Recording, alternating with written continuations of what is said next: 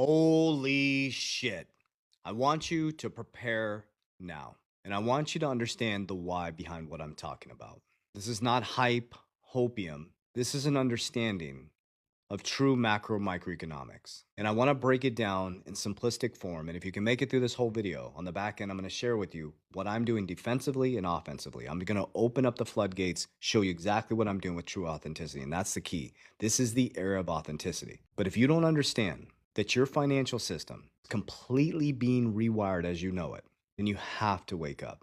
Now, remember, this is my research. Do your own research. I'm only going to tell you what I'm doing. Make sure you always trust, but always verify.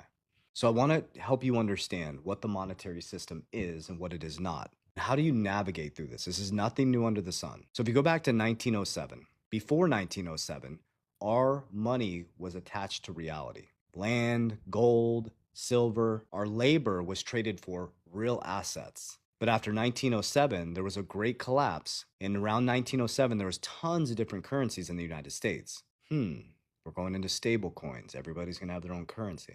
And then from 1907 to 1913, there was a group of bankers that got together, created what's called the Federal Reserve. You can go do your own research. I'm just going to share with you what they created, the Federal Reserve, which is not federal, nor it is reserve. So they're not part of the government, and they don't have reserves. But they were here to control the money supply and job markets. Now, their reasoning was because there was too much variance in everybody having different currencies. They wanted a centralized system. In 1913, they created Federal Reserve on December 23rd, 1913, when everybody was away for vacation, the holiday. So after 1913, the Federal Reserve took over. And after 1913, your labor went from income in real assets to monetization in debt.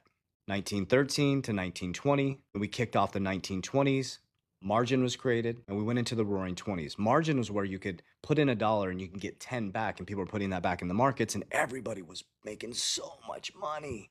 Remember, there was a centralized system, and around that time, I don't know the exact number, but there was only about 11,000 banks underneath the Federal Reserve. Many banks were not underneath the Federal Reserve. Well, the banks came collapsing down in 1929, going into 1930. We went into the Great Depression after 1930.